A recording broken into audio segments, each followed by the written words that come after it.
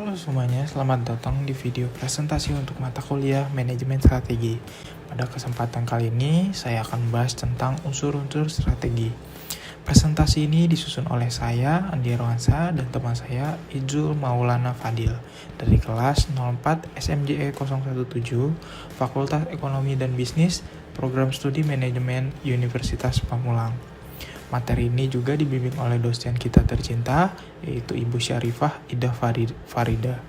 Sebelum kita bahas lebih jauh, coba bayangkan deh, sebuah perusahaan punya rencana besar, tapi ternyata malah gagal mencapai target. Kenapa bisa gitu?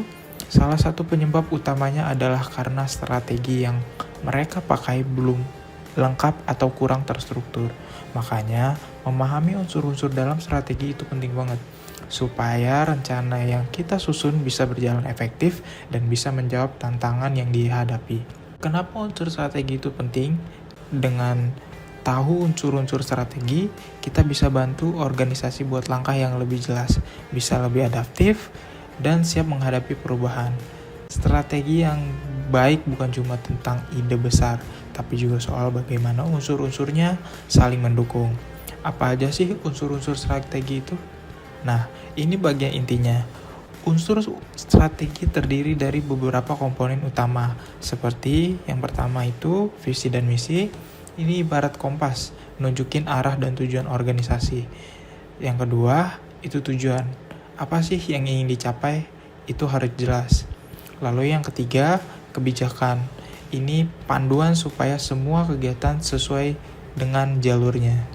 Lalu yang terakhir yang tidak kalah penting yaitu sumber daya, mulai dari SDM, uang, mesin, sampai metode kerja. Kalau semua ini selaras, maka strategi pun bisa dijalankan dengan maksimal. Lalu implementasi strategi, setelah rencana dibuat, strategi perlu dijalankan. Nah, ini disebut implementasi. Artinya, semua rencana tadi dijalankan lewat program kerja, alokasi sumber daya, dan pengaturan aktivitas. Penting banget juga komunikasi yang jelas dan dukungan dari manajemen. Ini supaya semua tim paham apa yang harus dilakukan dan tujuan yang mau dicapai. Selanjutnya, evaluasi strategi. Strategi nggak berhenti di implementasi saja. Kita juga harus tahu apakah strategi itu berhasil atau enggak. Makanya ada proses evaluasi. Caranya bisa lihat pengumpulan data, lihat performa, dan menilai apakah tujuannya tercapai. Dari situ kita bisa perbaiki strategi ke depannya. Selanjutnya ada analisis lingkungan.